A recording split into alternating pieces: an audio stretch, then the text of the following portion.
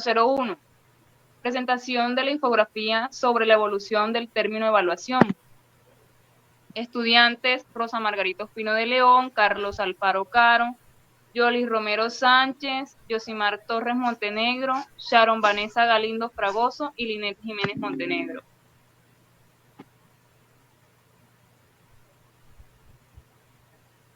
Evolución de la evaluación educativa. Hay que tener presente que la evolución hace parte de la vida esencial, la evaluación hace parte de la vida esencial del hombre. Desde los orígenes de la humanidad, el hombre se ha pasado su vida evaluando, desde las acciones más simples y cotidianas hasta las más complejas. Iniciamos nuestra línea de tiempo desde el periodo 2000 a.C., 1930 después de Cristo. Periodo preteriano, época que abarca antes de la teoría de Taylor, Taylor fue el padre de la evaluación educativa y fue el primero en tomar este término. Continuamos con el siglo V a.C., donde se crearon los cuestionarios y donde buscaban que el alumno analizara e investigara el por qué y el para qué de las cosas.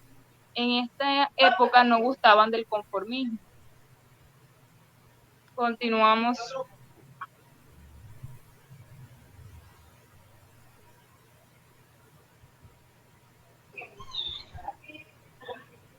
Ok,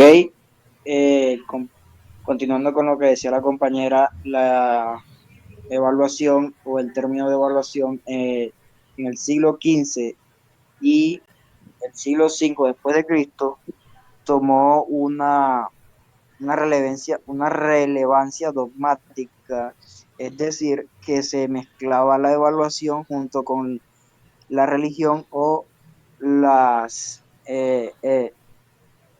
sectas religiosas para poner en centro de este tipo de evaluación a Dios o a los dioses que ellos adoraban en ese tiempo.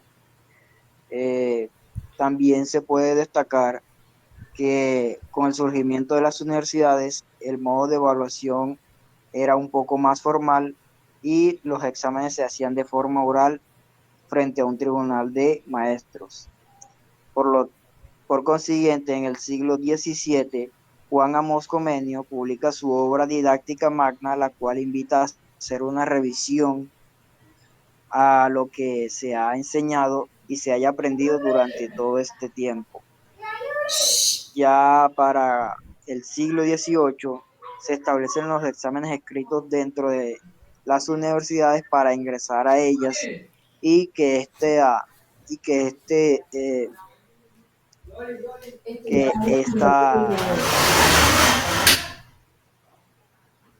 situación o este aspecto no sea por el hecho de llamarlo de alguna manera vulgarmente a dedocracia, sino que sea por mérito propio.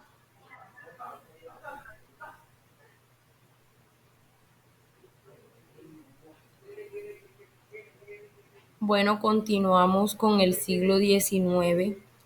En este siglo nace la evaluación en la escuela tradicional, con la que se miraba la capacidad de retener y almacenar la información. Estas evaluaciones eran de tipo escritas, se daba una valoración al trabajo mediante una calificación, como también se establecen los diplomas de grado. En 1878 surge una nueva teoría conductista representada por Watson. Esta se basaba en los resultados. En 1887 a 1898, el pedagogo Joseph Riesig utiliza por primera vez grupos de concentración para medir la eficacia de los programas. Se evalúa los conocimientos de ortografía a 33.000 estudiantes de un sector escolar. Hasta 1920, la escuela nueva introduce una evaluación cualitativa. Bueno, como lo dijo la compañera anteriormente, hasta 1920 se introdujo esa nueva evaluación llamada evaluación cualitativa.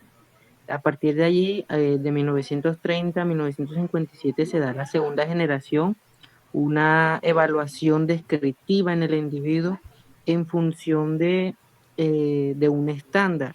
Este va dirigido por el señor Tyler, también es conocido como el periodo tayleriano, en donde esa época es la época de la Segunda Guerra Mundial, y se dice que su método de evaluación pedagógica explica sobre los diferentes pasos para llegar a la propuesta evaluativa, donde la evaluación pasa de un primer plano y la medición en un segundo plano.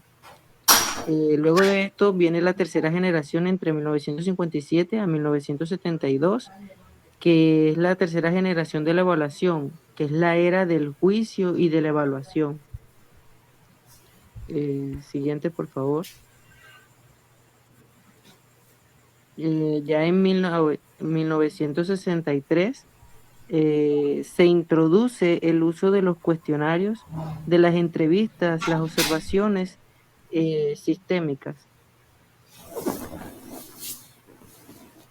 Bueno, continuando, en 1967, el filósofo Michael Scriven introduce el concepto de evaluación formativa y sumativa, intrínseca y extrínseca. A partir de una evaluación hay una forma de decisión, una toma de decisiones, perdón. En 1972, Benjamin Bloom, su taxonomía de los objetivos de Bloom, una evaluación formativa enfocada en los alumnos. Y ya a finales del siglo XX es la época de la profesionalización.